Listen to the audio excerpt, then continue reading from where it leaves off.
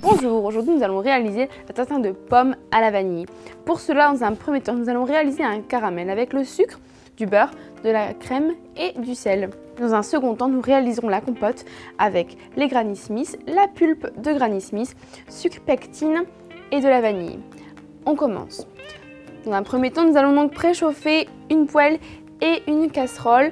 La casserole pour la crème. Je préchauffe au préalable ma poêle. Dès qu'elle est chaude, je commence à mettre le sucre petit à petit.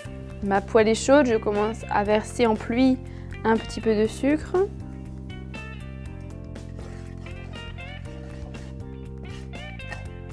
Notre caramel est réalisé. Maintenant, je viens déglacer avec ma crème sur mon caramel chaud.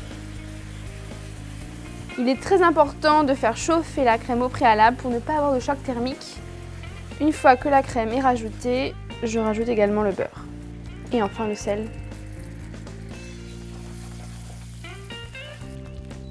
Le caramel est réalisé. Je peux maintenant le réserver. Je vais maintenant faire ma compote de pommes, puis ensuite je viendrai rajouter mon caramel par-dessus. Pour cela, je vais dans un premier temps éplucher une pomme Granny Smith.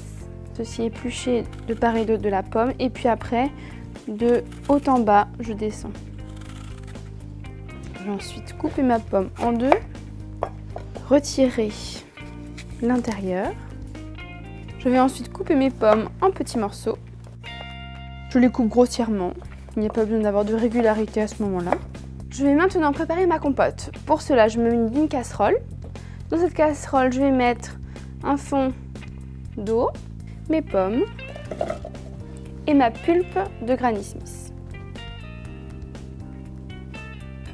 Pendant que le mélange chauffe, je vais venir fendre mes gousses de vanille et placer mes graines et mes gousses dans ma compote.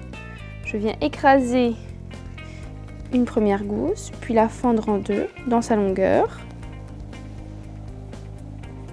Et à l'aide du dos du couteau, je viens récupérer toutes les graines de la gousse. Je mélange bien l'ensemble. Pendant ce temps-là, je viens mélanger mon sucre et ma pectine. Les pommes sont compotées, nous allons pouvoir donc rajouter le sucre et la pectine. La compote est prête, nous allons maintenant pouvoir éteindre. À l'aide d'une pince, je viens retirer les gousses de vanille qui ont donc pu parfumer pendant toute la cuisson. Nous allons pouvoir donc rajouter notre caramel dans notre compote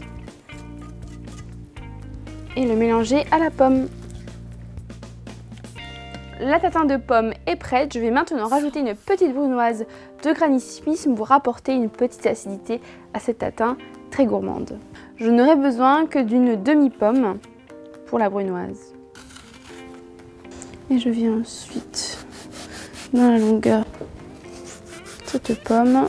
Une brunoise, c'est de petits cubes que l'on fait de manière régulière.